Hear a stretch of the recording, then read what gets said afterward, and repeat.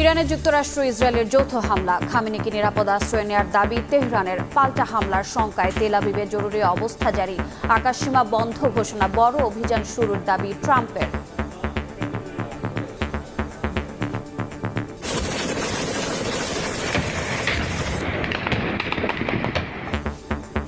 আফগানিস্তানের বিরুদ্ধে সংঘাতে পাকিস্তানকে সমর্থন যুক্তরাষ্ট্রের, প্রধানমন্ত্রী শাহবাজের প্রশংসায় Trump. Two of the people that I really respect a lot, and I think that Pakistan is doing terrifically well. Yeah.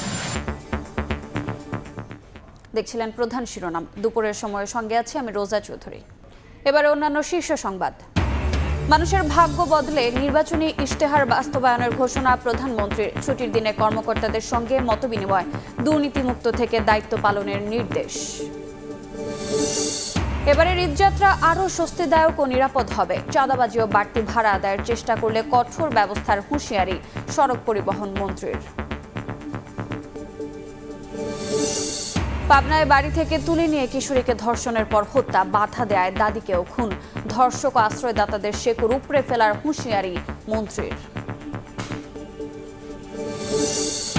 গুলশানে পানির দরে বিলাসবহুল ফ্লাইট বরাদ্দ, আওয়ামী লীগ আমলে বিচারক আমলাদের তুষ্ট করতে রাষ্ট্রের ক্ষতি 230 কোটি টাকা, তদন্তে দুদক।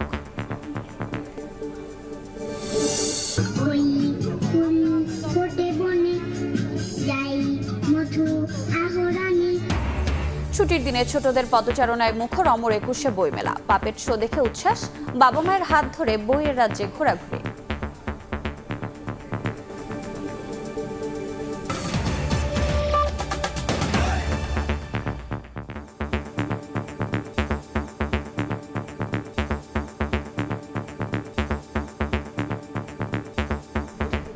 ইরানে যৌথ ক্ষেপণাস্ত্র হামলা চালিয়েছে ইসরায়েল ও যুক্তরাষ্ট্র। স্থানীয় সময় শনিবার রাজধানী তেহরান সহ বেশ কয়েকটি এলাকায় বিস্ফোরণের শব্দ শোনা যায়। ইরানের সর্বোচ্চ ধর্মীয় নেতা আয়াতুল্লাহ আলী খামেনির কার্যালয়ের সামনেও বিস্ফোরণ হয়। তাকে নিরাপদ আশ্রয়ে সরিয়ে নেওয়া হয়েছে বলে দাবি করেছে তেহরান। এদিকে ইরানের পাল্টা হামলার আশঙ্কায় ইসরায়েলে জরুরি অবস্থা জারি করা হয়েছে, বন্ধ রাখা হয়েছে আকাশসীমা।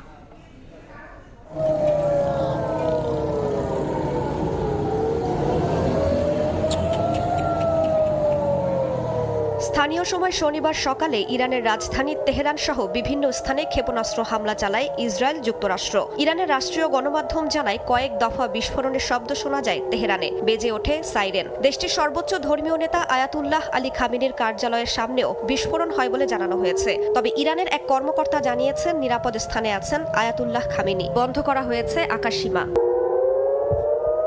হামলা চালানোর পর ইসরায়েলের জরুরি অবস্থা জারি করা হয়েছে। ইরানের সম্ভাব্য হামলার আশঙ্কায় সাধারণ মানুষকে সতর্ক থাকার আহ্বান জানিয়েছেন দেশটির প্রতিরক্ষা মন্ত্রী। এরই মধ্যে বন্ধ করা হয়েছে ইসরায়েলের আকাশসীমা। যুক্তরাষ্ট্র ইসরায়েল যৌথভাবে এই হামলা চালিয়েছে বলে নিশ্চিত করেছে। ইরানে হামলার পর কাতারে মার্কিন দূতাবাস কর্মীদের নিরাপদে সরে যাওয়ার নির্দেশ দিয়েছে ওয়াশিংটন। গেল কয়েকদিন ধরেই পরমাণু ইস্যুতে দফায় দফায় বৈঠক করে ওয়াশিংটন তেহরান। আলোচনা ভেস্তে গেলে ইরানে হামলার হুমকি দিয়ে আসছেন ডোনাল্ড ট্রাম্প। এর আগে মার্কিন গণমাধ্যমে প্রকাশিত খবরে বলা হয়, ইরানের বিপ্লবী গার্ড বা পারমাণবিক স্থাপনায় প্রাথমিক হামলার বিষয় বিবেচনা করছেন ট্রাম্প। এমনকি সর্বোচ্চ নেতা আয়াতুল্লাহ আলী খামেনির নেতৃত্ব উৎখাতের লক্ষ্যেও অভিযান হতে পারে বলে ইঙ্গিত দেওয়া হয়। রাইসা জান্নাত, সময় সংবাদ।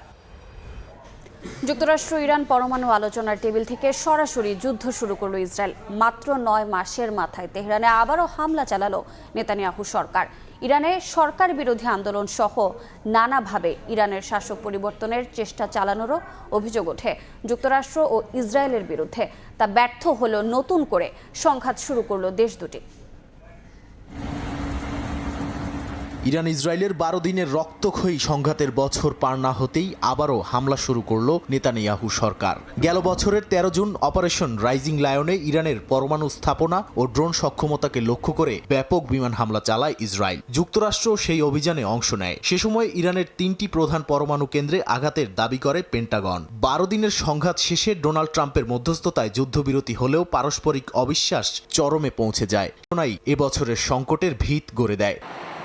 রিয়ালের পতন ও অর্থনৈতিক চাপের দোহাই দিয়ে ইরানের জনগণকে তেহরান সহ বড় শহরগুলোতে সরকার বিরোধী বিক্ষোভের মাধ্যমে উস্কানি দেওয়ারও অভিযোগ ওঠে যুক্তরাষ্ট্র ও ইসরায়েলের বিরুদ্ধে। শেষমেশ সেই আন্দোলন সরকার টলাতে ব্যর্থ হয়। অস্থিরতার মাঝেই ইরান 60% পর্যন্ত ইউরেনিয়াম সমৃদ্ধকরণ এবং ব্যালিস্টিক মিসাইল পুনর্গঠনের পথে হাঁটে বলে জানায় একাধিক গণমাধ্যম। এর মধ্যেই আন্তর্জাতিক পরমাণু শক্তি সংস্থা IAEA জানায় সমৃদ্ধকরণ কার্যক্রম আবারও ত্বরান্বিত করেছে ইরান, যা আঞ্চলিক নিরাপত্তা সমীকরণ আরও জটিল করে তোলে।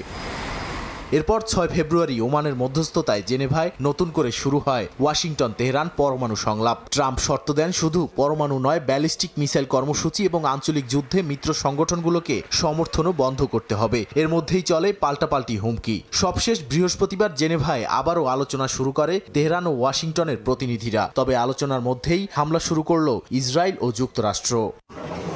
স্থানীয় সময় শনিবার সকালে তেহরানে ইরানের সর্বোচ্চ ধর্মীয় নেতা আয়াতুল্লাহ আলী খামেনির কার্যালয়ের সামনে বিস্ফোরণের খবর পাওয়া যায়। ইসরায়েলি প্রতিরক্ষা মন্ত্রী ইসরায়েল কাৎজ জানান, সম্ভাব্য হামলা ঠেকাতে তেহরানে হামলা চালিয়েছে তেল আবিব। নাদিম মারজান, সময় সংবাদ। ইরানে মার্কিন ইসরায়েল হামলার বিষয়ে বিস্তারিত জানাতে স্টুডিওতে আছেন সহকর্মী ওমর ইনান। ইনান, আপনাকে স্বাগত। ধন্যবাদ। ইনান, যেমনটা আমরা জানতে পেরেছি যে ইরান ইসরায়েল সংঘাতের 1 বছরও পার হয়নি, তার মধ্যে আজকে আরও একটি সংঘাত হয়েছে। তবে কি আমরা আরও একটি যুদ্ধের আশঙ্কা করতে পারছি? একদমই রোজা, আপনি ঠিক বলেছেন। আপনি জানেন যে খুব বেশি দিন হয়নি, 9 মাসের মাথায় অর্থাৎ 8 মাসের মতো হয়েছে ইরান ইসরায়েল সংঘাত শেষ হয়েছে। এবং সবচেয়ে মজার বিষয় হচ্ছে, এর আগে যখন ট্রাম্প বলেছিলেন যে তিনি ইরানের পারমাণবিক স্থাপনাগুলো ধ্বংস করেছেন, তারপর কিন্তু তিনি শান্তির ডাক দিয়েছিলেন, বলেছিলেন যে ইরানের সবগুলো পারমাণবিক স্থাপনা প্রায় ধ্বংস করে ফেলেছেন, অর্থাৎ শান্তি তিনি প্রতিষ্ঠা করেছেন। কিন্তু শান্তির বদলে আমরা দেখলাম 8 মাসের মাথায় আবারও যৌথভাবে যুক্তরাষ্ট্র এবং ইসরায়েল ইরানে হামলা করলো। যুদ্ধ শুরু হলো কিনা এখন আসলে নির্ভর করছে ইরানের উপর, কারণ ইরান এখন পর্যন্ত পাল্টা কোনো হামলা চালায়নি। আমরা সবশেষ তথ্যগুলো একটু দর্শকদের জানিয়ে আসতে চাই। ইরান ইসরায়েল যে সংঘাত আসলে কি শুরু হচ্ছে, এখন পর্যন্ত কি হলো, আমরা দেখতে পাচ্ছি যে আলোচনা চলছিল, মূলত আলোচনার টেবিলে যুক্তরাষ্ট্র ইসরায়েল, এবং এর মধ্যেই কিন্তু হামলা হলো। গেল বৃহস্পতিবার যুক্তরাষ্ট্র এবং ইসরায়েলের প্রতিনিধিদের মধ্যে শেষ দফার বৈঠক হয়েছে এবং বৈঠকে ফলপ্রসূ হয়েছে এবং অগ্রগতি হয়েছিল বলে কিন্তু দাবি করা হয়েছে। আমরা দেখতে পাচ্ছি ঠিক 2 দিনের মাথায় হামলা করে বসলো ইসরায়েল এবং যুক্তরাষ্ট্র। তেহরানে খামেনির দপ্তরের সামনে বিস্ফোরণ। আপনি জানেন যে উত্তর এবং পশ্চিমাঞ্চলে, পূর্বাঞ্চলে, ইরানের পূর্বাঞ্চলে মূলত 3টি বিস্ফোরণ হয়েছে। বেশ কয়েক জায়গায় বিস্ফোরণের খবর পাওয়া গেছে, কিন্তু ইরানের পক্ষ থেকে এখন পর্যন্ত এই তথ্যগুলো নিশ্চিত করা হয়নি। আমরা বিভিন্ন ছবি এরই মধ্যে সামাজিক যোগাযোগ মাধ্যম সহ গণমাধ্যমগুলোতে দেখতে পেয়েছি এবং ক্ষয়ক্ষতির পরিমাণও আমরা এখন পর্যন্ত জানতে পাইনি। তবে ব্যর্থ হয়েছে ইরানের শাসন পরিবর্তনের চেষ্টা, এখনকার না। মূলত আপনি দেখেছেন গেল ডিসেম্বর থেকে কিভাবে ইরানের সরকার বিরোধী বিক্ষোভ মাথা চাড়া দিয়েছিল পুরো দেশ জুড়ে বলা যায়। সেখানে ইরানের অভিযোগ ছিল মূলত ইরানের শাসন ব্যবস্থা বা শাসক গোষ্ঠী পরিবর্তনের জন্যই আসলে এই অপচেষ্টা করেছে যুক্তরাষ্ট্র এবং ইসরায়েল। আমরা আরও দেখতে চাই যে এখন পর্যন্ত আমাদের কাছে আর কি তথ্য আছে। আমরা দেখতে পাচ্ছি পরমাণু সংঘাতের মাঝে নতুন সংঘাত, আসলে সংঘাত এখনো শুরু হচ্ছে কিনা এটি ইরানের উপর নির্ভর করবে, যেমনটি বলছিলাম। এবং ইরানে আবারও ইসরায়েলি বিমান হামলা, ট্রাম্পের শর্ত ও তেহরানের প্রতিরোধ। ট্রাম্প মূলত মার্কিন প্রেসিডেন্ট ডোনাল্ড ট্রাম্প এর মধ্যে বেশ কয়েকটি কথা বলেছেন। এই সংঘাত শুরু হতে না হতেই আসলে সংঘাত এখন শুরু হচ্ছে কিনা সেটি খুব দ্রুতই বোঝা যাবে, কারণ ইসরায়েল এর মধ্যে এটিকে আখ্যা দিয়েছে প্রি এমপ্টেড অ্যাটাক, অর্থাৎ প্রতিরোধমূলক ব্যবস্থা বা আঘাত হিসেবে। আর যে অংশ হিসেবে, যার এই অংশ হিসেবে আমরা দেখেছি ইসরায়েলি যে প্রতিরক্ষা মন্ত্রী ইসরায়েল কাৎজ, তিনি জরুরি অবস্থা জারি করেছেন এবং ইসরায়েলের বাসিন্দাদের নিরাপদ আশ্রয়ে সরে যেতে বলেছেন। এর মানে হচ্ছে ইরান যে কোনো মুহূর্তে হামলা চালাতে পারে এবং সেজন্য তারা প্রস্তুতি নিয়ে রাখছেন। এবং মার্কিন প্রেসিডেন্ট ডোনাল্ড ট্রাম্প যেটি বলেছেন, তিনি বলেছেন যে এই যে তারা অভিযানটি শুরু করলো ইরানে, এটিকে আখ্যা দিয়েছে বড় ধরনের একটি সামরিক অভিযান এবং এই সামরিক অভিযানের মাধ্যমে ইরানের যে সেনারা রয়েছেন তাদেরকে অস্ত্র ত্যাগের কথা বলেছেন। এবং যে কারণে আসলে এখন পর্যন্ত আমরা দেখতে পাচ্ছি যে ইরান আসলে কোন পথে হাঁটবে, অর্থাৎ ইরান কি সবশেষ আমরা দেখতে পাচ্ছি ইরান কি তারা আসলে আবারও হামলা করবে। ইরানের পক্ষ থেকে এখন পর্যন্ত অফিসিয়াল কোনো বিবৃতি পাওয়া যায়নি। তবে ইরানের সর্বোচ্চ ধর্মীয় নেতা আয়াতুল্লাহ আলী খামেনিকে এরই মধ্যে ইরান থেকে, অর্থাৎ তেহরানের যে তার যে কার্যালয় ছিল সেখান থেকে নিরাপদ স্থানে সরিয়ে নেওয়া হয়েছে বলে মূলত এখন পর্যন্ত গণমাধ্যমের পক্ষ থেকে জানানো হয়েছে। এবং যেটি বলছিলাম যে আলোচনা যখন চলছে যুক্তরাষ্ট্র এবং ইরানের প্রতিনিধিদের মধ্যে, সেই আলোচনার মাঝেই আমরা দেখতে পেলাম ইসরায়েল এই হামলা করে বসেছে এবং এই হামলার সঙ্গে যুক্তরাষ্ট্রও সরাসরি যুক্ত। কিছুক্ষণ আগেই মার্কিন প্রেসিডেন্ট ডোনাল্ড ট্রাম্প তিনি ভাষণ দিয়েছেন, সেই ভাষণে তিনি এটি পরিষ্কার করেছেন। এবং আমরা রোজা যেমনটি দেখতে পেয়েছি যে আপনি যেমনটি বলছিলাম যে 8 মাসের মধ্যেই কি আসলে আবারও কি সংঘাত শুরু হচ্ছে কিনা। আপনি জানেন একটি বিষয় যে ঠিক যখন মুসলমানদের পবিত্র যে ধর্মীয় ঈদ উল ফিতর হয়, ঈদের আগে দিয়ে কিন্তু এই ধরনের ঘটনাগুলো আমরা দেখেছি। এর আগে আপনি দেখেছেন যে গাজায় যখন ইসরায়েল আসলে হামলা শুরু করে তখনও কিন্তু ঈদের আগে একেবারেই তাই। একই ইনান, ধরনের কিন্তু তারা গলফভুক্ত দেশগুলোতে হামলার কোনো সম্ভাবনা আছে কিনা? আসলে এখন পর্যন্ত আপনি জানেন যে এর মধ্যে পাকিস্তানের সঙ্গেও কিন্তু আফগানিস্তানের একটি সংঘাত চলছে এবং এর মাঝেই মধ্যপ্রাচ্যে আবার নতুন করে যুদ্ধের দামামা। এই যে দেশে দেশে যুদ্ধ সংঘাত, এর মধ্যে আসলে প্রতিবেশী দেশগুলো তাদের ভূমিকা কি হবে সেটিও কিন্তু সামনে চলে আসছে। কারণ হচ্ছে এখন পর্যন্ত পাকিস্তান এবং আফগানিস্তানের যে সংঘাত, সেই আফগানিস্তান সংঘাত কিন্তু আরও তীব্র হওয়ার একটি আশঙ্কা রয়েছে। আবার অন্যদিকে ইরান এবং ইসরায়েল যদি যুক্তরাষ্ট্রের সঙ্গে নতুন করে সংঘাতে জড়ায়, সেক্ষেত্রে ইরান এবং ইসরায়েলের প্রতিবেশী দেশগুলো যেগুলো রয়েছে তাদের ভূমিকা কি হবে, যুক্তরাষ্ট্রের ভূমিকা কি হবে এবং যুক্তরাষ্ট্রের যে মিত্র দেশগুলো রয়েছে তারা কি যুদ্ধের পক্ষে সায় দিবে, সেই বিষয়গুলো কিন্তু আসলে রোজা সামনে চলে আসছে। আসলে এখন দেখার বিষয় ইরান কি প্রতিরোধমূলক কোনো হামলা এর মধ্যে চালায় কিনা। হ্যাঁ ইরান, আপনাকে ধন্যবাদ গুরুত্বপূর্ণ তথ্য আমাদেরকে জানানোর জন্য। এদিকে পাকিস্তান আফগানিস্তান সংঘাত আরও তীব্র হয়েছে, বাড়ছে প্রাণহানি, ক্ষয়ক্ষতি। আফগান বাহিনীর 297 জন নিহত ও 450-র বেশি আহতের দাবি করেছে পাকিস্তান। এদিকে পাল্টা হামলায় 55 জন পাকিস্তানি সেনা নিহতের দাবি তালেবান মুখপাত্রের। সংলাপের প্রস্তাব দিয়েছে তালেবান প্রশাসন। ইসলামাবাদের হামলাকে সমর্থন জানিয়ে প্রধানমন্ত্রী শাহবাজ শরীফের ভূয়সী প্রশংসা করেছেন মার্কিন প্রেসিডেন্ট ডোনাল্ড ট্রাম্প। দীর্ঘ কয়েক মাসের চাপা উত্তেজনার পর একদিন ধরে পাল্টাপাল্টি হামলা চালিয়ে যাচ্ছে পাকিস্তান আফগানিস্তান। শুক্রবার সকাল থেকে একে অপরের বিরুদ্ধে বিমান ও ড্রোন হামলা এবং স্থল অভিযানের দাবি তুলছে দুই পক্ষই। হতাহতের সংখ্যা নিয়ে পাল্টাপাল্টি তথ্য দিচ্ছে ইসলামাবাদ ও কাবুল। পাকিস্তানের প্রধানমন্ত্রীর মুখপাত্র জানান তাদের অভিযানে আফগান বাহিনীর বহু সেনা হতাহত হয়েছে। এছাড়া আফগানিস্তানের 89টি সেনা চৌকি এবং 135টি ট্যাঙ্ক ও সাঁজোয়া যান ধ্বংস করা হয়েছে। দেশটির 29টি স্থানে হামলা চালানোর দাবিও করেছে শাহবাজ প্রশাসন। অন্যদিকে আফগানিস্তানের তালেবান সরকারের একজন মুখপাত্র দাবি করেন তাদের হামলায় বেশ কয়েকজন পাকিস্তানি সেনা নিহত হয়েছেন, 19টি সেনা চৌকিও ক্ষতিগ্রস্ত হয়েছে। তিনি স্বীকার করেন পাকিস্তানের হামলায় কয়েকজন তালেবান যোদ্ধা নিহত হয়েছেন। এছাড়া আফগানিস্তানের নানগারহার প্রদেশে বেশ কয়েকজন বেসামরিক হতাহত হয়েছেন। বিভিন্ন শহরে পাকিস্তানের বিমান হামলার পর সংলাপের প্রস্তাব দিয়েছে তালেবান প্রশাসন। জাতিসংঘ সতর্ক করেছে সংঘাত দীর্ঘায়িত হলে আফগানিস্তানের মানবিক সংকট আরও ভয়াবহ হতে পারে। ইরান ও ইউরোপীয় ইউনিয়ন তাৎক্ষণিক উত্তেজনা প্রশমন করে সংলাপ শুরুর তাগিদ দিয়েছে। যুক্তরাষ্ট্র পাকিস্তানের আত্মরক্ষার অধিকারের প্রতি সমর্থন জানালেও পরিস্থিতি নিবিড়ভাবে পর্যবেক্ষণের কথা বলেছে। ইসলামাবাদের হামলাকে সমর্থন জানিয়ে প্রধানমন্ত্রী শাহবাজ শরীফের ভূয়সী প্রশংসা করেছেন মার্কিন president Donald Trump. Nadim Marjan, Somoy Sangbad. এবারে দেশের খবর। মানুষের ভাগ্য বদলে স্বাস্থ্য, শিক্ষা, নারীর ক্ষমতায়ন, কর্মসংস্থানে নিশ্চিত সহ নির্বাচনী ইশতেহার বাস্তবায়নে সরকার সবার সহযোগিতা চান প্রধানমন্ত্রী তারেক রহমান। ছুটির দিনে তেজগাঁওয়ে নিজ কার্যালয়ের কর্মকর্তাদের সঙ্গে মতবিনিময় করেছে প্রধানমন্ত্রী। দুর্নীতিমুক্ত থেকে দায়িত্ব পালন ও রাষ্ট্রীয় গোপনীয়তা রক্ষার নিয়ম মেনে চলার নির্দেশনা দেন তিনি।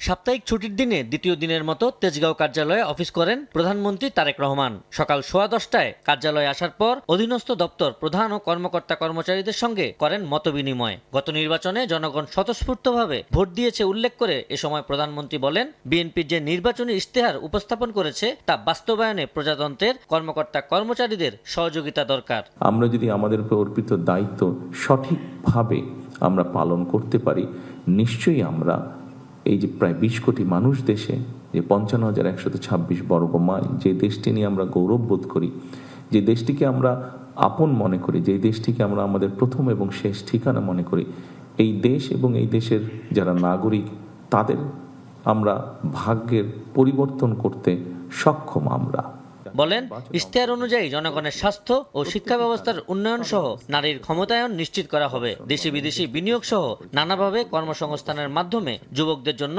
কাজের পরিবেশ নিশ্চিত করা হবে। এছাড়া সর্বত্র জনগণের নিরাপদ চলাফেরা নিশ্চিত করতে চায় সরকার। ভোটের হিসাব যদি আমরা করি, বাংলাদেশের মানুষ বাংলাদেশ জাতীয়তাবাদী দলের ম্যানিফেস্টোকে সমর্থন দিয়েছে বা সেটির পক্ষে রায় দিয়েছে, এবং রাজনৈতিক দল হিসাব আমরা যে ম্যানিফেস্টো জনগণের সামনে উপস্থাপন করেছি, সেই ম্যানিফেস্টো স্বাভাবিকভাবে আমরা বাস্তবায়ন করব।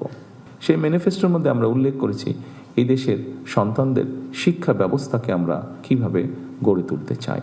সেই ম্যানিফেস্টোর মধ্যে আমরা উল্লেখ করছি এই দেশের সন্তান সহ এই দেশের মানুষের তরুণ সমাজের ক্রীড়া ব্যবস্থা আমরা কিভাবে গড়ে তুলতে চাই। আমরা উল্লেখ করেছি আমাদের ম্যানিফেস্টোতে আমরা নারীকে এম্পাওয়ার্ড করার জন্য তাদেরকে আমরা কিভাবে সহযোগিতা করতে চাই, সেটি শিক্ষার ক্ষেত্রে হোক, সেটি অর্থনৈতিকভাবে নারীদেরকে স্বাবলম্বী করে গড়ে তোলার ক্ষেত্রে হোক। এ সময় প্রধানমন্ত্রী দেশ ও রাষ্ট্রের স্বার্থে গোপনীয়তার বিষয়গুলো মেনে চলার জন্য কর্মকর্তা কর্মচারীদের নির্দেশ দেন। এছাড়া জাতিকে একটি সুশৃঙ্খল জায়গায় নিয়ে আসতে প্রজাতন্ত্রের কর্মচারীদের সরকারের নিয়মনীতি কঠোরভাবে মেনে চলার উপর গুরুত্ব আরোপ করেন। সমাজের সকল ব্যবস্থা, রাষ্ট্রের সকল ব্যবস্থাকে অনেক পিছিয়ে দিয়েছে, অনেক ক্ষেত্রে ধ্বংসের দ্বার প্রান্তে নিয়ে গিয়েছে, সেটি হচ্ছে দুর্নীতি। আমি দৃঢ়ভাবে বিশ্বাস করতে চাই এখানে উপস্থিত যে সকল প্রজাতন্ত্রের কর্মকর্তা কর্মচারীবৃন্দ আছেন, আপনাদের পূর্ণ সহযোগিতা আমরা ইনশাল্লাহ পাব। আপনাদের সকল কাছে আমার অনুরোধ থাকবে যে অবশ্যই আপনার স্ব অবস্থান থেকে যেখানে গোপনীয়তার বিষয় থাকবে সেখানে দয়া করে আপনারা রাষ্ট্রের স্বার্থে, জনগণের স্বার্থে গোপনীয়তা রক্ষা করবেন। এর আগে গত শনিবার প্রথম অফিস করেন তেজগাঁও কার্যালয়ে। সেদিন কার্যালয় চত্বরে ফুলের চারা রোপণ করেন। এছাড়া বাকি দিনগুলোতে সচিবালয়ে মন্ত্রিপরিষদ বিভাগে অফিস করেন প্রধানমন্ত্রী। আবু সাইদ নিশান, সময় সংবাদ, ঢাকা। 10 মার্চ নিজ জেলা বগুড়া যাচ্ছেন বিএনপি চেয়ারম্যান ও প্রধানমন্ত্রী তারেক রহমান। ফ্যামিলি কার্ড বিতরণ কার্যক্রম উদ্বোধন করবেন তিনি। ঘরের ছেলে আসার খবরে উচ্ছ্বসিত সাধারণ মানুষ। এবার উন্নয়ন বঞ্চনা থেকে মুক্তি চান বগুড়াবাসী। শাহাদুল ইসলামের ক্যামেরায় আব্দুল আওয়ালের রিপোর্ট। প্রধানমন্ত্রী নির্বাচিত হওয়ার পর প্রথমবারের মতো তারেক রহমান আসছেন শিকরের শহরে। কৈশোর থেকে শুরু হওয়া সংগ্রামের দিনগুলো আর হাজারো স্মৃতির ফুলঝুরি মিলিয়ে বগুড়ায় তার রাজনৈতিক জীবনের প্রথম পাঠশালা। আগামী 10 মার্চ বগুড়া থেকে দেশের 14টি উপজেলায় ফ্যামিলি কার্ড বিতরণ কার্যক্রমের উদ্বোধন করবেন প্রধানমন্ত্রী। সদর উপজেলার শাখারিয়া ইউনিয়নের 3 নম্বর ওয়ার্ড দিয়ে শুরু হবে এই কার্যক্রম। ফ্যামিলি কার্ড বিতরণ কার্যক্রম সুষ্ঠুভাবে সম্পন্ন করতে ইতিমধ্যে জেলা প্রশাসক ও উপজেলা নির্বাহী কর্মকর্তাকে সভাপতি করে আলাদা 2টি জেলা ও উপজেলা কমিটি গঠন করা হয়েছে। ঘরের ছেলে প্রধানমন্ত্রী হওয়ার পর নিজ জন্মভিটায় আসার খবরে উচ্ছ্বসিত সাধারণ মানুষ। অনেক ভালো লাগতেছে, যেহেতু 64 জেলার মধ্যে যেহেতু আমাদের বগুড়াতে ফার্স্ট এই ফ্যামিলি কার্ডটা দেওয়ার উদ্যোগ নিছে। আমাদের বগুড়ার সন্তান, বগুড়ার ছেলে দেশের প্রধানমন্ত্রী, সে আমাদের এলাকায় আসবে, এটা তো আমাদের খুব আনন্দের কথা। প্রথম সফর বগুড়াতে করবে হিসেবে বগুড়াবাসী আমরা খুবই আনন্দিত। প্রধানমন্ত্রীর সফরের খবরটি নিশ্চিত করেন স্থানীয় পল্লী উন্নয়ন ও সমবায় প্রতিমন্ত্রী মীর শাহ আলম। ইতিমধ্যেই ফ্যামিলি কার্ডের খবর আপনারা পেয়েছেন, যেটি পাইলট প্রোগ্রাম হিসাবে 14টি উপজেলায় আমরা শুরু করতে যাচ্ছি ঈদের আগেই। সবকিছু ঠিক থাকলে আগামী 10 মার্চ বগুড়াতে উনি এটা আনুষ্ঠানিক উদ্বোধন করবেন। এর আগে নির্বাচনী জনসভায় গত 29 জানুয়ারি দীর্ঘ 2 দশক পর পৈতৃক ভিটা বগুড়া এসেছিলেন প্রধানমন্ত্রী তারেক রহমান। আব্দুল আওয়াল, সময় সংবাদ, বগুড়া। এবারের ঈদযাত্রা হবে আরও স্বস্তিদায়ক ও নিরাপদ। বাড়তি ভাড়া আদায়ের চেষ্টা করলে কঠোর ব্যবস্থা নেওয়ার হুঁশিয়ারি দিয়েছেন সড়ক পরিবহন মন্ত্রী। বড় মৌসুমে তেল ও সার সংকট ঠেকাতে সরকার ব্যবস্থা নিচ্ছে বলে জানিয়েছেন সমাজ কল্যাণ মন্ত্রী।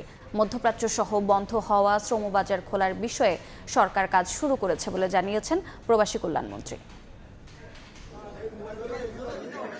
দায়িত্ব বুঝে নেবার পরপরই দেশের উন্নয়নমুখী নানা কর্মকাণ্ডে অংশ নিচ্ছেন মন্ত্রী প্রতিমন্ত্রীরা। সাপ্তাহিক ছুটির দিনেও দেশের বিভিন্ন স্থানে পরিদর্শন কিংবা সফরে যাচ্ছেন তারা।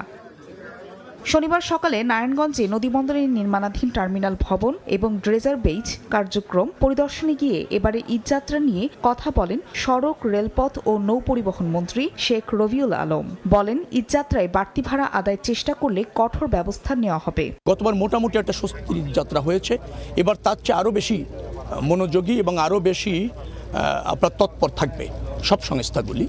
এদিকে দিনাজপুরে সমাজ কল্যাণ মন্ত্রী ডাক্তার AZM জাহিদ হোসেন জানান, কৃষক যেন চলতি বোরো মৌসুমে তেল ও সার সংকটে না পড়ে সে বিষয়ে সরকার ব্যবস্থা নিচ্ছে। সিলেটে বাণিজ্যমন্ত্রী খন্দকার আব্দুল মুক্তাদির জানান, মুক্ত বাণিজ্য চুক্তির বিষয়ে ইইউকে সরকার চিঠি দিয়েছে। এদিকে মধ্যপ্রাচ্য সহ বন্ধ হওয়া শ্রমবাজার খোলার বিষয়ে সরকার কাজ শুরু করেছে বলে জানিয়েছেন প্রবাসী কল্যাণ মন্ত্রী আরিফুল হক চৌধুরী। কঠিন চ্যালেঞ্জ হলেও দুর্নীতিমুক্ত দেশ গড়তে সরকার বদ্ধপরিকর বলে জানান পানি সম্পদ মন্ত্রী শহীদ উদ্দিন চৌধুরী অ্যানি। দুর্নীতি নামক ব্যাধিটা আমাদেরকে আঁকড়ে ধরেছিল, সুতরাং এই দেশটাকে দুর্নীতিমুক্ত করা এটা আমাদের একটা কঠিন চ্যালেঞ্জ। ইউরোপিয়ান ইউনিয়নকে আমরা আনুষ্ঠানিকভাবে এফটিএর আলোচনা শুরুর জন্য চিঠি দিয়েছি। পর্যায়ক্রমিকভাবে আমরা এফটিএ করার উদ্যোগ নিব। সমবাজার মার্কেট, বিশেষ করে মিডল ইস্ট, সৌদি আরব, মালয়েশিয়া এবং যেসব জায়গায় বন্ধ হয়েছে সেগুলোকে কিভাবে আমরা মার্কেটটাকে আবার সুযোগ করা যায় সেই ব্যবস্থা পদক্ষেপ নেওয়া হয়েছে। নেত্রকোনায় ভূমি প্রতিমন্ত্রী কায়সার কামাল বলেছেন, নদী শাসনের উদ্যোগ নিয়েছে সরকার। এদিকে দখল মুক্ত করে পঞ্চগড়ের সব খাল ও নদী 6 থেকে 7 মাসের মধ্যে পূর্ণ খনন করা হবে বলে জানিয়েছেন পানি সম্পদ প্রতিমন্ত্রী ফরহাদ হোসেন আজাদ। ফারিয়া ফারজানা, সময় সংবাদ। প্রধানমন্ত্রীর নির্দেশনা অনুযায়ী দ্রুততম সময়ে সিটি কর্পোরেশনে ভেঙে পড়া সেবা কাঠামো সচল হবে। ডেঙ্গু ও জলাবদ্ধতা নিয়ে যথাযথ পদক্ষেপ নেওয়া হবে বলে জানিয়েছেন মুক্তিযুদ্ধ বিষয়ক প্রতিমন্ত্রী শেখ হোসেন। দুপুরে নগর ভবনে ঢাকা দক্ষিণ সিটি কর্পোরেশনের প্রশাসক আব্দুল সালামের সঙ্গে সৌজন্য সাক্ষাৎ শেষে এ কথা জানান তিনি। নাগরিকদের কষ্ট লাঘব করার জন্য যেমন কাজ করব, এর পাশাপাশি সামনে আসন্ন যে থ্রেটগুলো রয়েছে, যেটা একটা আমি বললাম যে ডেঙ্গু, এরকম অন্যান্য বিষয় যেমন আবার বর্ষার মৌসুমে আসবে আপনার জলাবদ্ধতা, এই বিষয়গুলো নিরসনে আমরা সবাই একসাথে মিলে একটা টিম হয়ে আমাদের প্রাইম মিনিস্টারের লিডারশিপে আমরা কাজ করে যাব।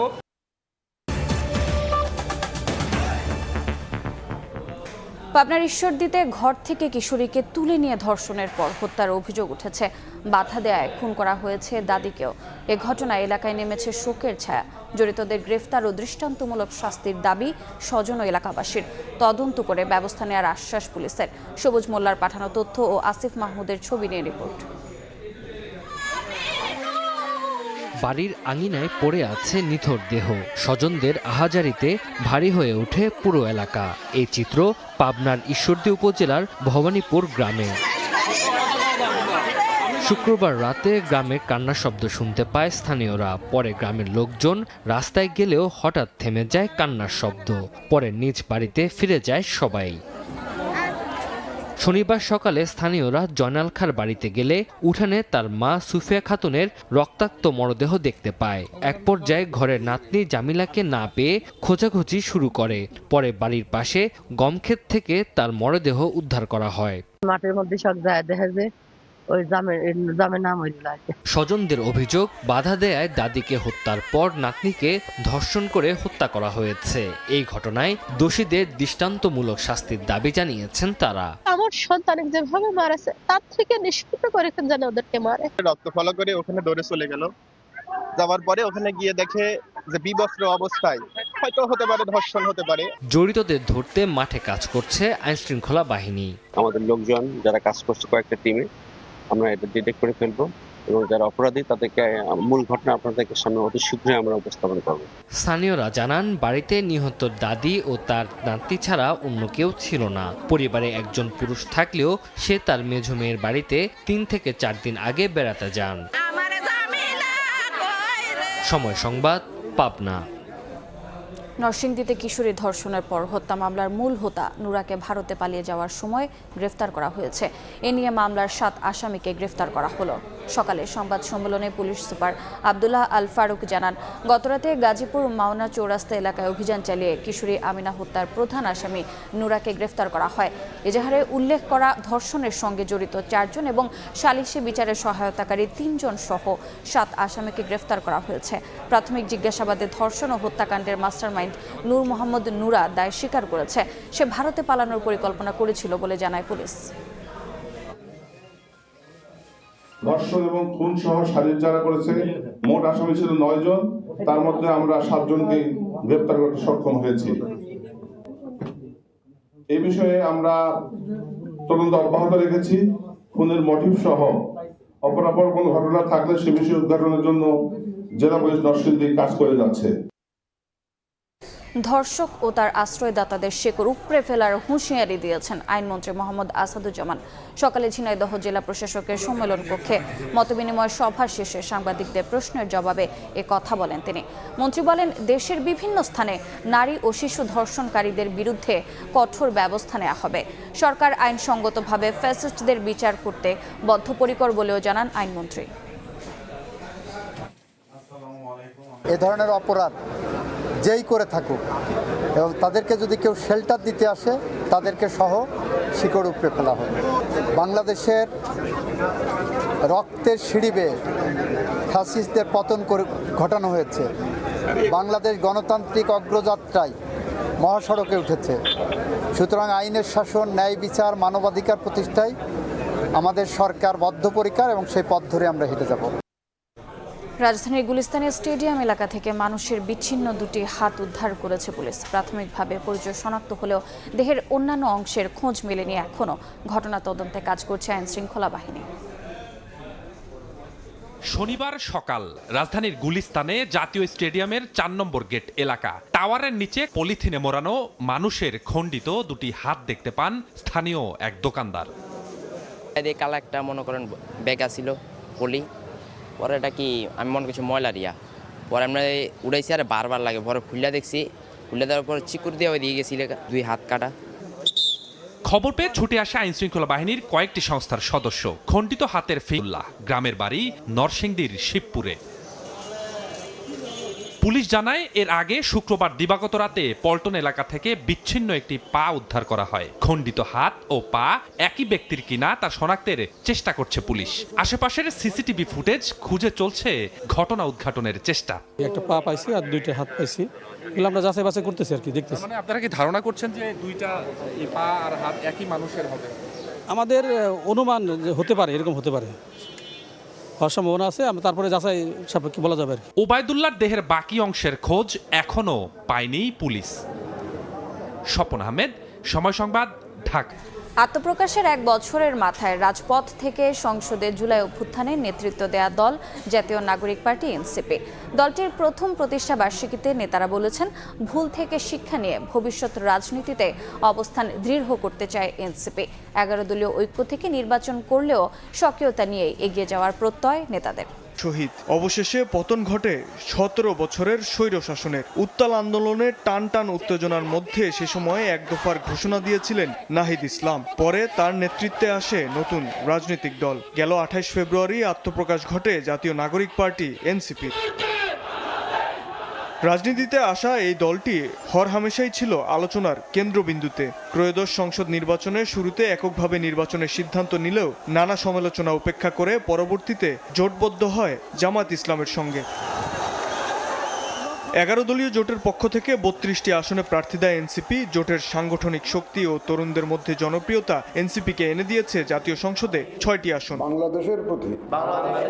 দলের প্রথম প্রতিষ্ঠা বার্ষিকীতে অতীতের ভুল থেকে শিক্ষা নিয়ে নিজেদের সাংগঠনিক শক্তি বৃদ্ধির প্রত্যয় ব্যক্ত করলেন দলের মুখ্য সংগঠক সার্জিস আলম। অভিজ্ঞতার জায়গা থেকে আমরা নতুন ছিলাম একটা রাজনৈতিক দল গড়ায়, সেই অভিজ্ঞতার যে ঘাটতিগুলো ছিল, সেখানে আমাদের যে শিক্ষাগুলো ছিল, পুনর্মূল্যায়ন যেগুলো ছিল, সেগুলোকে আমরা এখন আবার নতুন করে আমরা সেগুলো যাচাই বাছাই করে ওই অনুযায়ী সিদ্ধান্ত নিচ্ছি। তবে জোটবদ্ধ হওয়ায় স্বকীয়তা নিয়ে প্রশ্ন তুলছেন অনেকেই। এমন প্রশ্নের জবাবে দলের মুখপাত্র বললেন, নির্বাচনী জোট ছিল রাজনৈতিক কৌশল। আমাদের এই জোট ছিল একটা কৌশলগত নির্বাচনী ঐক্য।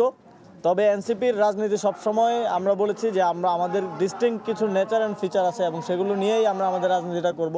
পলিটিক্স, আমাদের ডাইভার্সিটি এবং ইনক্লুসিভিটি, দলের মধ্যে বিভিন্ন জাতিগোষ্ঠী, মাইনরিটি, নারীদের অংশগ্রহণ, এই সব কিছু আমাদের এই নেচারগুলো নিয়েই কিন্তু আমরা এগিয়ে যাচ্ছি এবং সামনের দিনে এগিয়ে যাব, এবং এটাই আমাদেরকে ডিফারেন্সিয়েট করবে বাংলাদেশের অন্যান্য রাজনৈতিক দলগুলো থেকে। নিজেদের মতাদর্শ ও বৈশিষ্ট্যে দেশের রাজনীতিতে নিজেদের অবস্থান তৈরি করতে চায় এনসিপি। পুরো বাংলাদেশের মানুষ তাদের কথা। শাবাব ওয়াসি, সময় সংবাদ, ঢাকা।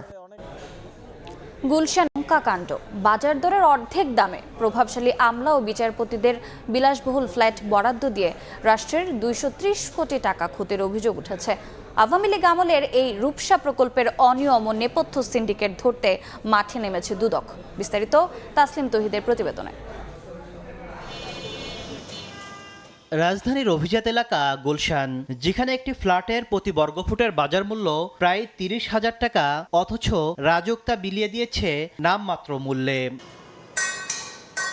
দুদকের অভিযোগ, 2024 সালে বিচারক ও আমলাদের তুষ্ট করতে 3000 স্কয়ার ফিটের বেশি 48টি বিলাসবহুল ফ্ল্যাট বরাদ্দ দেয় শেখ হাসিনা সরকার। প্রতি বর্গফুটের মূল্য ধরা হয় মাত্র 14,500 টাকা। গুলশানের মতো এলাকায় এমন দরে ফ্ল্যাট দেওয়ায় এতে রাষ্ট্রের ক্ষতি হয়েছে অন্তত 230 কোটি টাকা। দুদকের অনুসন্ধান বলছে ফ্ল্যাট সুবিধাভোগীদের তালিকায় রয়েছেন সাবেক বিচারপতি, আইজিপি থেকে শুরু করে সাবেক সচিব ও এমপিরা, যেখানে এক একটি ফ্ল্যাটের বাজার মূল্য 9 কোটি টাকা হলেও তারা পেয়েছেন অর্ধেক দামে। রাজুকের রাজধানীর রূপসা অ্যাপার্টমেন্ট প্রকল্পে আওয়ামী আমলা বিচারকদের কম দামে ফ্ল্যাট দেওয়ার একটি অভিযোগ ছিল। সেই অভিযোগটির অনুসন্ধান শুরু হয়েছে। জড়িত সংশ্লিষ্ট সকলের বিষয়ে অনুসন্ধান শেষে প্রকৃত তথ্য উঠে আসবে। একটি এনফোর্সমেন্ট অভিযান পরিচালনা করা হয়েছিল, ওখানে প্রাথমিক সত্যতা পাওয়া গেছে। এই নগর পরিকল্পনাবিদ বলছেন, বিগত সরকারের মদদে একটি নির্দিষ্ট সিন্ডিকেটকে অবৈধ সুবিধা দিয়েছিল রাজুক। কারা কিভাবে এই প্লটগুলো পেয়ে থাকেন, বিশেষ করে ক্ষমতার অপব্যবহার বিগত সময়ে কারা করেছেন এবং তার সাথে রাজুক কেন্দ্রে কারা জড়িত ছিল। অধিকাংশ ক্ষেত্রে রাজনীতিবিদ যারা জড়িত ছিল, কারা অর্ডার দিয়েছে সেটা আমরা প্রায়শই মিডিয়ার মাধ্যমে শুনে থাকি। কিন্তু রাজুকের ভেতরে যে চক্রটা আছে সেই চক্র নিয়ে কখনো কথা হয় না। তাহলে আমলাতন্ত্রের ভেতরে এবং তাদের রাজুকের স্টাফদের মধ্যে যারা আছেন, এই চক্রটাকে উন্মোচন না করলে রাজুকের মধ্যে যে আমরা বলছি যে সততা এবং জবাবদিহিতা সেটা আসবে না।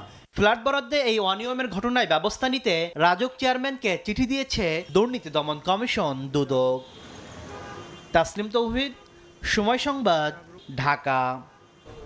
দুপুরের সময় আরও থাকছে। ইলিশ উৎপাদন বাড়াতে 6 অভয়াশ্রমে 2 মাস মাছ ধরায় নিষেধাজ্ঞা মধ্যরাত থেকে কার্যকর।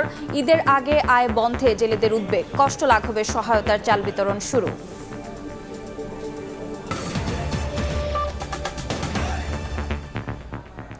যুক্তরাষ্ট্রের সঙ্গে করা শুল্ক চুক্তিকে দেশের স্বার্থবিরোধী বলে মন্তব্য করেছে সিপিডি। বৈষম্যমূলক এই চুক্তি আন্তর্জাতিক বাণিজ্য সংস্থার নীতি বিরোধী বলেও দাবি করা হয়। এই চুক্তি দেশের উন্নয়নে বাধা তৈরি করবে বলে উল্লেখ করে তা বাতিলের আহ্বান জানিয়েছে বেসরকারি গবেষণা সংস্থাটি। বিশ্বজুড়ে মার্কিন প্রেসিডেন্ট ডোনাল্ড ট্রাম্পের আরোপিত পাল্টা শুল্ক অবৈধ ঘোষণা করেছে যুক্তরাষ্ট্রের সুপ্রিম কোর্ট। এর জবাবে নতুন বৈশ্বিক শুল্ক প্রথমে 10% এবং পরে 15% আরোপের নির্দেশ দিয়েছেন ট্রাম্প। এই শুল্ক এবং দেশটির সঙ্গে বাংলাদেশের সই করা বাণিজ্য চুক্তি নিয়ে করণীয় নির্ধারণে সম্প্রতি অংশীজনদের নিয়ে বৈঠক করেছে বাণিজ্য মন্ত্রণালয়। এ অবস্থায় শনিবার সংবাদ সম্মেলনে ট্রাম্প প্রশাসনের সঙ্গে করা শুল্ক চুক্তিতে বাংলাদেশের স্বার্থবিরোধী ধারাগুলো তুলে ধরে সিপিডি। বেসরকারি গবেষণা সংস্থাটি বলছে, চুক্তিতে মার্কিন পণ্যের জন্য অগ্রাধিকারমূলক বাজার সুবিধা থাকলেও বাংলাদেশি পণ্যের উপর পারস্পরিক শুল্ক আরোপ এবং শর্ত ভঙ্গের ক্ষেত্রে অতিরিক্ত জরিমানার বিধান রাখা হয়েছে। কৌশলগত খনিজ ও জ্বালানি খাতে মার্কিন বিনিয়োগের সুযোগ এবং কিছু খাতে নীতিগত সীমাবদ্ধতার কথাও উল্লেখ করা হয়েছে। সিপিডির মতে এতে বৈদেশিক বিনিয়োগ বাধাগ্রস্ত হতে পারে। ট্যারিফ পার্টটা নিয়ে এটা ডব্লিউটিও নীতি বিরোধী। ট্রেড নেগোসিয়েশনস গুলো ডব্লিউটিও ফ্রেমে হওয়া দরকার এবং ডব্লিউটিওর মেইন গাইডলাইন এখানে ফলো করা দরকার এবং বাংলাদেশেরও উচিত হবে এই সংক্রান্ত বিষয় যদি সমস্যা তৈরি হয় তাহলে ডব্লিউটিওতে গিয়ে আপত্তি উত্থাপন করা। সার্বিক বিষয় পর্যালোচনা করে এই চুক্তিকে বিশ্ব বাণিজ্য সংস্থার নীতিবিরোধী ও বৈষম্যমূলক উল্লেখ করে তা বাতিলের দাবি জানান সিপিডির গবেষণা পরিচালক খন্দকার গোলাম মোয়াজ্জেম। আমাদের অর্থনৈতিক স্বাধীনতা, নীতি সিদ্ধান্তের স্বাধীনতার জায়গায় এই চুক্তিটা আমার কাছে একটা বড় মনে হয়েছে, ব্যত্যয় মনে হয়েছে বলে আমার কাছে মনে হয় এবং এটা আসলে সরে আসার সুযোগ রয়েছে। এ সময় দেশের জ্বালানি সংকট সমাধানে এলএনজি আমদানির পাশাপাশি দেশে গ্যাস অনুসন্ধান এবং উত্তোলনে জোর দেওয়ার পরামর্শ দিয়েছে সিপিডি। যারা নিয়েছেন আমার প্রতিক্রিয়া আমি এইভাবেই দিয়েছি। শুভ খান, সময় সংবাদ, ঢাকা।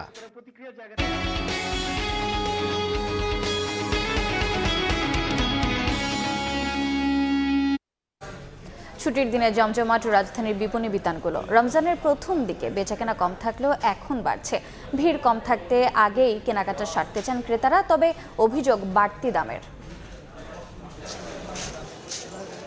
ঈদ উল ফিতর সামনে রেখে চলছে কেনাকাটা। সাপ্তাহিক ছুটির দিনে জমজমাট রাজধানীর বিপণী বিতানগুলো। রমজানের শেষের দিকে ভিড় এড়াতে অনেকেই আগেভাগেই কেনাকাটা সেরে নিচ্ছেন। শনিবার রাজধানীর নিউ মার্কেট, গাউসিয়া, নূরজাহানের মতো মার্কেট ঘুরে দেখা যায় বেড়েছে ক্রেতা সমাগম। গরমে আরামদায়ক 3 পিসের চাহিদা বাড়লেও দাম বেশি হওয়ায় হতাশ ক্রেতারা। মাদারীপুর থেকে শপিং করার জন্য আসছি, 3 পিস কেনার জন্য, প্যান্ট পিস, শার্ট, গেঞ্জি। আয়ের তুলনায় আমাদের জিনিসপত্রের দাম অনেক বেশি চাচ্ছে, যার কারণে আমরা খুব ইতস্তত হচ্ছি। আমরা যে বাজেট নিয়ে আসি সে বাজেট আমাদের কভার করতেছে না। ভালো প্রোডাক্টগুলো পাবো, কালারগুলো পাবো, লাস্টের দিকে দেখা যায় ওদের স্টক শেষ হয়ে যায়, পছন্দের সাথে মিলাতে পারি না, আর আকাশচুম্বী দাম। ঈদ কেনাকাটায় সবার আগে প্রাধান্য পাচ্ছে পরিবারের শিশুরা, তাই তো আগেভাগেই কিনতে রাজধানীর বাইরে থেকেও এসেছেন অনেকে। বেচাকেনা টুকটাক করছে গতকালকে থেকে, তো সবার আগে বাচ্চাদের জিনিসগুলো আগে বেশি চলে। বাচ্চাদের এবং গিফট আইটেম যা আছে এগুলো আগে দেখব। বাচ্চার কেনাকাটার জন্য আসছি, ওদেরকে নিয়েই তো আমাদের ঈদ, বাচ্চার খুশিতে আমরা খুশি। বাচ্চাদের জন্য আসছি, আর আগে এত তো এখন ভিড় হয়ে যাবে, এই জন্য আসছি। ভিড় বাড়ছে নারীদের গহনার দোকানেও। বিক্রেতাদের দাবি কম দামে বিক্রি করছেন তারা, তবে তা মানতে রাজি নন ক্রেতারা। সীমিত হয়েছে, যেগুলো সব জায়গায় বসুন্ধরা বিক্রি করে 400-500, আমরা বিক্রি করি 250। জুয়েলারি পণ্য বেশি, অনেক দাম চায়। এবার হালকা ও আরামদায়ক গ্রীষ্মকালীন পোশাকের চাহিদা বেশি। নারীদের পছন্দের তালিকায় রয়েছে পাকিস্তানি ও ভারতীয় 3 পিস। সাইফুল ইসলাম, সময় সংবাদ, ঢাকা। বইমেলার দ্বিতীয় শিশু প্রহরে পাপেট শো আর বায়োস্কোপের আনন্দে রঙিন ছিল শিশু চত্বর। নাচ, গান ও ছড়ার তালে মেতে ওঠে শিশুরা। ছুটির দিন সকালে ছোটদের পদচারণায় মুখর হয়ে ওঠে বইমেলা প্রাঙ্গণ। বাবা মায়ের হাত ধরে পছন্দের বইটি কিনতে মেলায় ভিড় করে ছোট্ট সোনামণিরা। সিসিমপুর এবার নেই, তাতে কি? কাকতারুয়া পাপেট শোতে মগ্ন শিশুরা। গল্প, ছড়া, গান আর বায়োস্কোপের রঙিন দুনিয়ায় কাটল ছোট্ট সোনামণিদের বইমেলার দ্বিতীয় শিশু প্রহর। বাবা মায়ের হাত ধরে বইমেলায় আসে ছোট্ট দ্বিপ্রহর। রূপকথার গল্প আর নানা কল্পকাহিনী জানতে নিজেই বেছে নেয় পছন্দের বইটি। আমি আজকে বই ঘুরে ঘুরে দেখছি, আমার যেটা ভালো লাগবে আমি সেটা বাবার কাছে কিনে নেব। ও বইমেলা শুনলেই হচ্ছে ওর দাদু ওর দাদির সঙ্গে আসার একটা বায়না শুরু করে দেয়।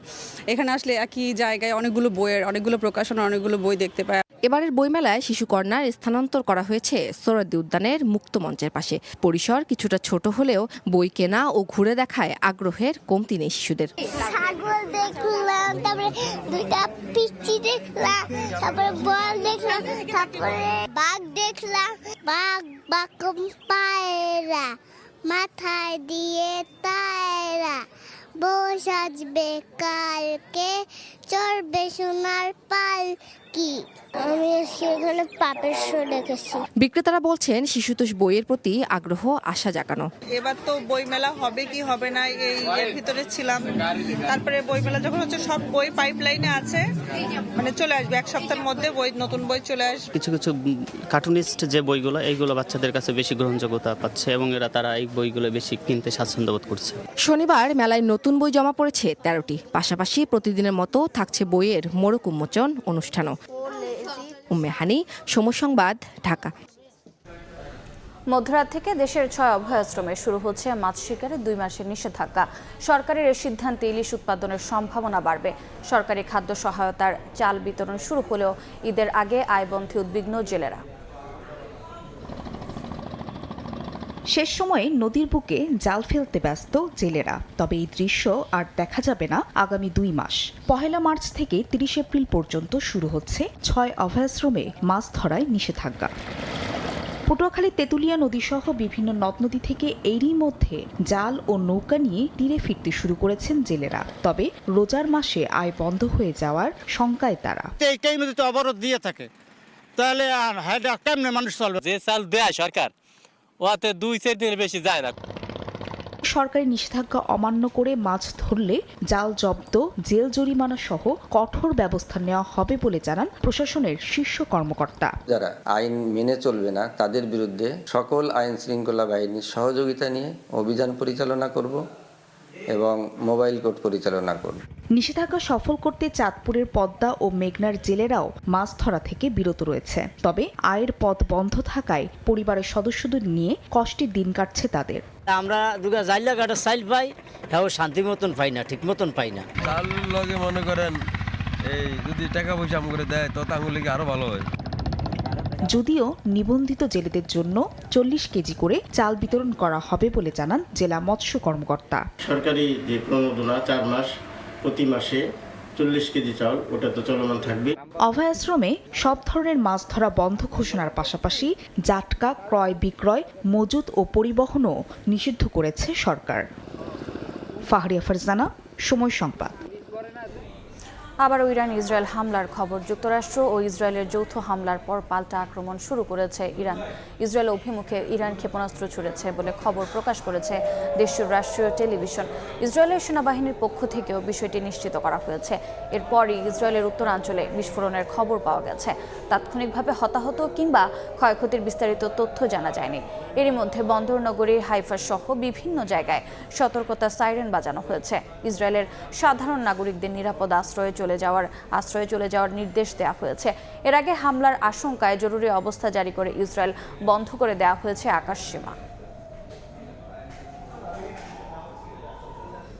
বলিভিয়ায় টাকা ভর্তি সামরিক কার্গো উড়োজাহাজ অবতরণের সময় রানওয়ে থেকে ছিটকে পড়ে সড়কে। এতে যানবাহন বিধ্বস্ত হয়ে অন্তত 15 জন নিহত হয়েছে, আহত 30 জনের বেশি। কর্তৃপক্ষ জানায়, স্থানীয় সময় শুক্রবার সান্টা ক্রুজ থেকে আসা বিমানটি এল আলতো বিমানবন্দরে অবতরণ করতে গিয়ে এ দুর্ঘটনা ঘটে। এ সময় উড়োজাহাজে থাকা নতুন ব্যাংক নোট ছড়িয়ে পড়ে। নোট সংগ্রহে ভিড় করে সাধারণ মানুষ। দেখা দেয় বিশৃঙ্খল পরিস্থিতি। তাদের ছত্রভঙ্গ করতে কাঁদানে গ্যাস ছড়ে পুলিশ। আইনশৃঙ্খলা বাহিনীকে লক্ষ্য করে পাল্টা ইট নিক্ষেপ করে সাধারণ জনতা। সাময়িকভাবে বিমানবন্দর বন্ধ রাখা হয়েছে। চলছে তদন্ত কার্যক্রম। সমালোচনার মুখে শেষ মুহূর্তে নারী দলের জন্য অস্ট্রেলিয়ায় স্থানীয় বাংলাদেশি ফিজিওথেরাপিস্ট নিয়োগ দিল বাফুফে। সিডনিতে অনুশীলন ভেন্যুর মতো বাংলাদেশের সুযোগ সুবিধা না থাকায় আক্ষেপ ফুটবলারদের। তীব্র গরমের পর আবার ঠান্ডা, এমন মিশ্র কন্ডিশনের সঙ্গে মানিয়ে নিয়েছে দল। নিজেদের খেলার উন্নতিতে এবার চোখ তাদের। অস্ট্রেলিয়ার সিডনি থেকে আরও জানাচ্ছেন পারভিন আক্তার। নারী এশিয়ান কাপের আগে প্রতিবেশী দেশ ভারত যেখানে দীর্ঘদিন ধরে অনুশীলন ক্যাম্প করেছে, ইউরোপে খেলেছে প্রস্তুতি ম্যাচ, বাংলাদেশ সেখানে স্বল্প সময়ের প্রস্তুতির পর অস্ট্রেলিয়া এসে ভ্যালেন্টাইন স্পোর্টস পার্কে 6 দিনের ক্যাম্প আর স্থানীয় দলের সঙ্গে প্রস্তুতি ম্যাচ। এই সন্তুষ্টি নিয়েই নামবে এশিয়ান কাপের মঞ্চে। মাঠগুলো আসলে অনেক ভালো। এরকম আমাদের দেশেও যদি থাকতো হয়তো আরো ভালো, আমরা আরো প্রিপারেশন নিতে পারতাম। অস্ট্রেলিয়ায় আসার আগে হঠাৎ করেই অসুস্থ হয়ে পড়েন ফিজিওথেরাপিস্ট জাকিয়া রহমান। শেষ মুহূর্তে অস্ট্রেলিয়ায় এসে এখানে বসবাসরত ইসনাত জামানকে ফিজিওথেরাপিস্ট হিসেবে নিয়োগ দিয়েছে বাফুফে। তার সঙ্গে মানিয়ে নিয়ে লড়াইয়ের জন্য তৈরি হচ্ছে নারী ফুটবলাররা। এখানে আসার পর আমরা একটা ফ্রেন্ডলি ম্যাচ খেলছি, তো ওইখানে যা ভুল ত্রুটি হয়েছে কোচ আমাদের সেটা 2টা ট্রেনিং সেশন করাইছে, ওইখানে ধরা দেওয়ার চেষ্টা করছি। কখনো তীব্র রোদ, আবার ভারী বৃষ্টি। সিডনির এমন কন্ডিশনের সঙ্গে মানিয়ে নিতে কষ্ট হলেও ইতিহাস গড়ার মঞ্চে নামার আগে প্রতিবন্ধকতা জয়ের লক্ষ্য ফুটবলারদের। এখানে অনেক হিট, আসার পরে আমরা অনেকটাই মানিয়ে নিয়েছি। আর এখন তো বৃষ্টি পড়তেছে, সো আগের চাইতে আমরা এখন অ্যাডাপ্ট হয়ে গেছি অনেকটাই। আগামী 3 মার্চ চীনের বিপক্ষে এশিয়ান কাপ অভিযানে নামবে বাংলাদেশ। এএফসি এশিয়ান কাপের আগে প্রথম ম্যাচের প্রতিপক্ষ চীন গত নভেম্বরে ইংল্যান্ড ও স্কটল্যান্ডের সঙ্গে 2টি ফিফা ফ্রেন্ডলি ম্যাচ খেলেছে। এরপর অস্ট্রেলিয়া এসে তারা স্থানীয় 3টি ক্লাবের সঙ্গে 3টি প্রীতি ম্যাচও খেলেছে। সে তুলনায় বাংলাদেশ ভ্যালেন্টাইন স্পোর্টস পার্কে টানা 6 দিন অনুশীলনের পর স্থানীয় একটি ক্লাবের সঙ্গে প্রীতি ম্যাচ এবং জুবলি স্টেডিয়ামে অনুশীলনের পাশাপাশি আরও 2 দিন অনুশীলন করেই মূল মঞ্চে নেমে পড়বে। এই অনুশীলন সম্বল করে এএফসি এশিয়ান কাপে ইতিহাস গড়ার অপেক্ষায় আফিদা, ঋতুপর্ণারা। পারভিন আক্তার, সময় সংবাদ, সিডনি, অস্ট্রেলিয়া। এ পর্যায়ে শীর্ষ সংবাদগুলো জানিয়ে দিচ্ছে আরেকবার।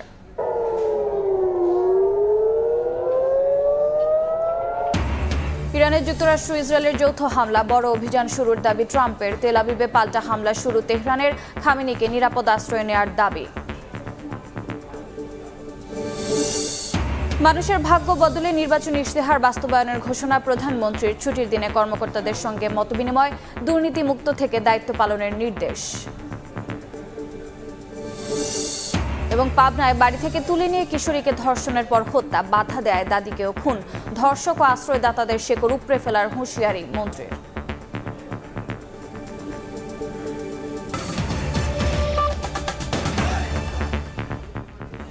এই ছিল দুপুরের সময়। বিকেল 3টার সময় সংবাদ নিয়ে সঙ্গে থাকবেন আমিরুল ইসলাম আলিফ। ধন্যবাদ রোজা। বিকেল 3টার সময় সংবাদ নিয়ে আসছি কিছুক্ষণ পর। সঙ্গে থাকুন সময়ের।